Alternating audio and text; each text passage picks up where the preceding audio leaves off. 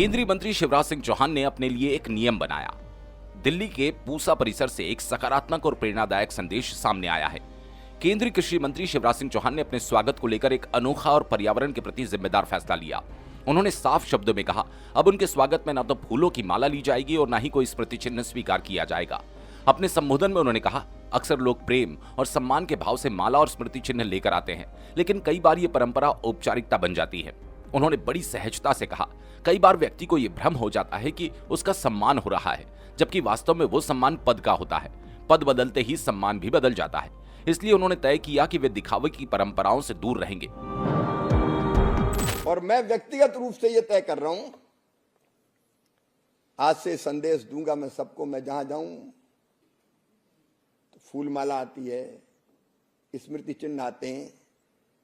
कुछ लोग प्रेम करते हैं इसलिए लाते हैं और कुछ लोग इसलिए कि मंत्री हैं, करना ही पड़ेगा। कई बार व्यक्ति को गलतफहमी हो जाती कि मेरा स्वागत हो रहा है, लेकिन वो उसका नहीं होता, वो पद का होता है।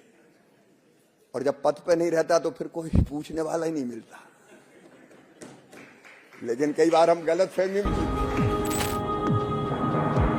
कृषि मंत्री ने एक नई पहल की शुरुआत करते हुए कहा कि अगर कोई उनका स्वागत करना चाहता है तो वो एक पेड़ लगाए, उसकी फोटो खींचे और वही फोटो उन्हें भेंट कर दे।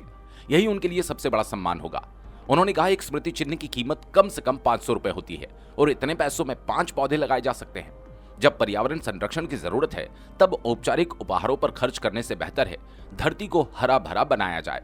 उन्होंने स्पष्ट किया, वे ये नियम किसी और पर थोप नहीं रहे, बल्कि ये उनका व्यक्तिगत निर्णय है। उनके मंत्रालय में भी अब उनके स्वागत के नाम पर स्मृति चिन्ह पूरी तरह बंद रहेंगे। गौरतलब है, शिवराज सिंह चौहान स्वयं भी पर्यावरण संरक्षण को लेकर संकल्पित हैं। उन्होंने रोज एक पेड़ लगाने का संकल्प लिया। अब तक कई पौधे लगा चुके हैं। उनकी ये पहल न सिर्फ सादगी का संदेश देती है, बल्कि समाज को पर्यावरण के प्रति जागरूक करने की एक मजबूत कोशिश भी है।